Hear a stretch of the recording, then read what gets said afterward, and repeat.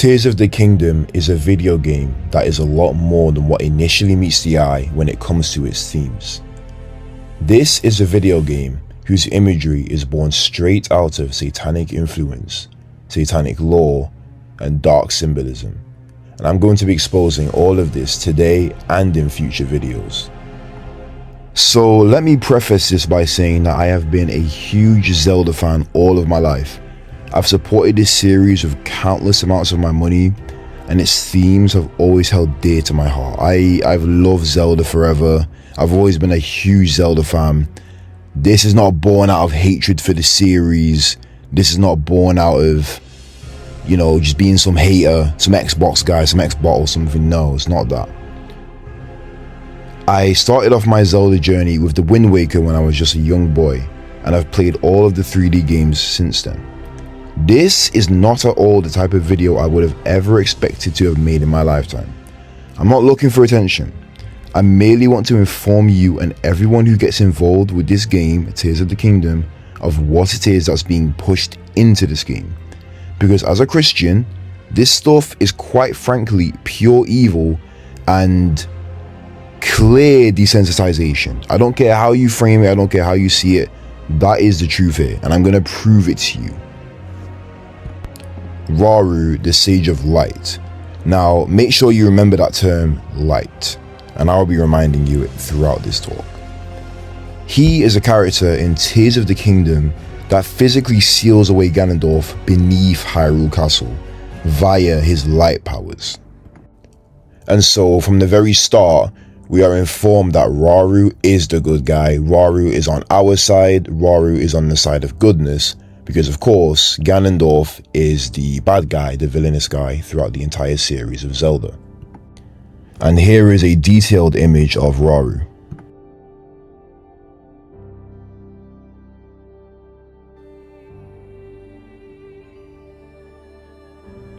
Personally, when he came on screen, I instantly felt that something was seriously off.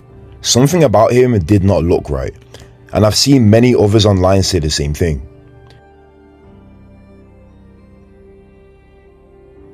Somebody on Reddit went as far as to make this image of Rauru in the pentagram. And upon looking at this image, it clicked. Rauru looks extremely similar to the Baphomet, and I'm going to be showing you what that is right now.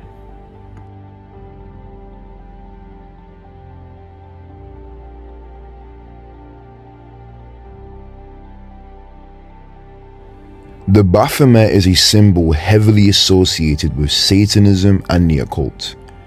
It represents hedonism, anthropomorphism, demonic practices, alchemy and witchcraft, and often Satan himself.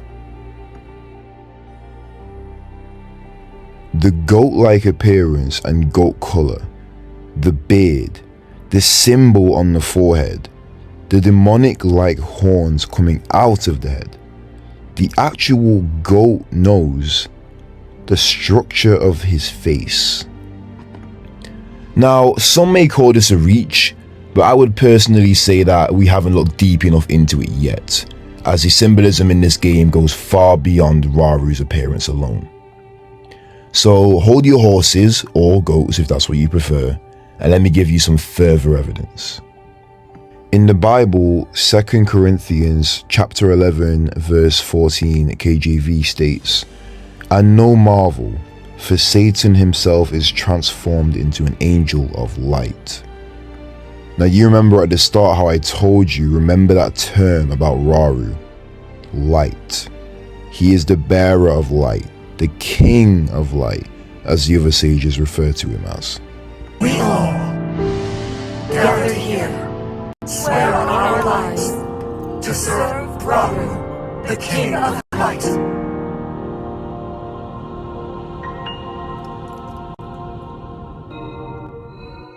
It is known throughout biblical scripture that the adversary, the devil, would not in fact be arriving with the pitchfork, the big red horns, and in the big ball of fire like he's normally depicted in modern art.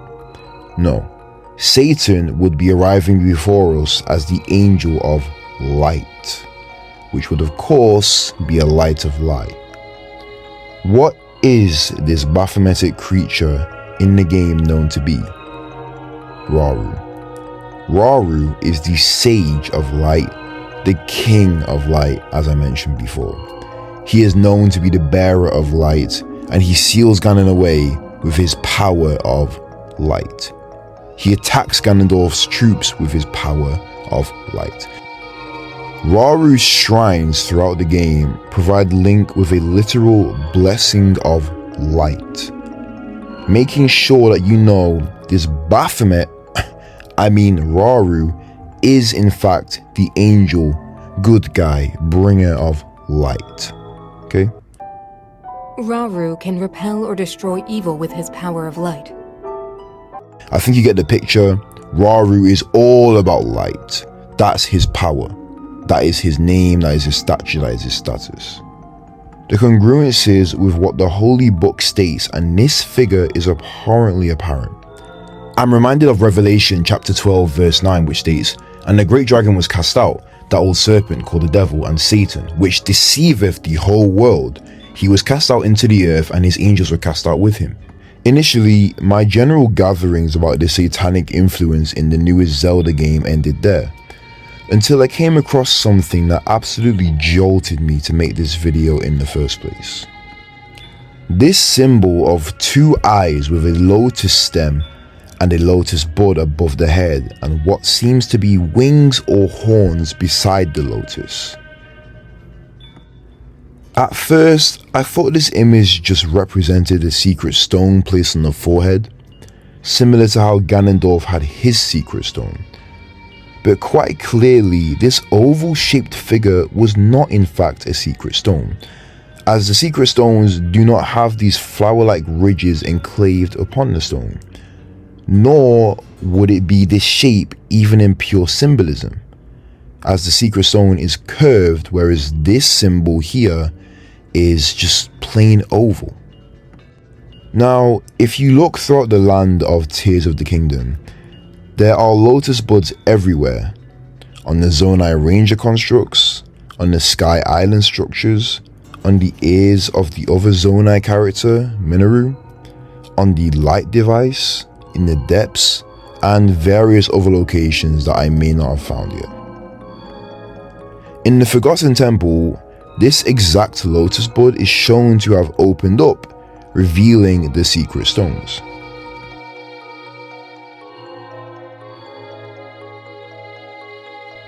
But upon returning to the symbol image, that comes on the special edition OLED Switch by the way, it isn't necessarily represented anywhere in the game. Nothing actually looks like this in game. Of course, I'm aware it's a symbol, but the lotus bud with the stem in particular is never on somebody's forehead. So why even make it? Why not just put a secret stone there on the symbol instead of the bud, alongside its stem? Now, as I've shown you, I'm obviously aware that the Zonai stones come directly out of the Zonai buds, which are of course depicted on this symbol. But why depict the stem atop the head is my question. That doesn't make much sense to me, since that never occurs. I'm aware it's just a symbol, but the depiction of said symbol for what it's meant to represent is not coherent to me, and is an overall odd design choice, as most of the time on a character the buds are depicted only on the ears, never on the forehead, not coupled with the stem either. Then I took another look at the image of the Baphomet that we had seen before, and I knew I had to make this video. Like, by that point I knew something was up. This was no accident. The Baphomet has this exact lotus bud with the stem above its head, coupled with horn-like pieces reaching outward, just like the symbol we saw before. This is no coincidence, this is no accident. That is clear enough to see. Billion-dollar companies such as Nintendo do not make these types of mistakes, and they do not draw such close comparisons to things like this by pure chance. As we've already gone over, it's not just this symbol, it's in the imagery throughout the entire game. Now, this is the first part of the entire expose I'll be making, as there is much more to touch upon regarding the satanic roots in this game, such as the whole Zonai gods descending from the sky to procreate with the humans ordeal, which is very, very reminiscent of the Book of Enoch, or Genesis, if you interpret Genesis that way. A video I would highly recommend in the meantime would be Is Rauru Satan? Occult Exposed by BornAgain_, which was an inspiration for this video, so thank you BornAgain. And I'll be leaving a link to their video in the description. I am all about open conversation, so whether you agree with me or disagree with me, I invite you to leave your comments below, as well as how you feel about this game as a whole. This has been myself, God bless you, and I will catch you in the next one. Bye bye.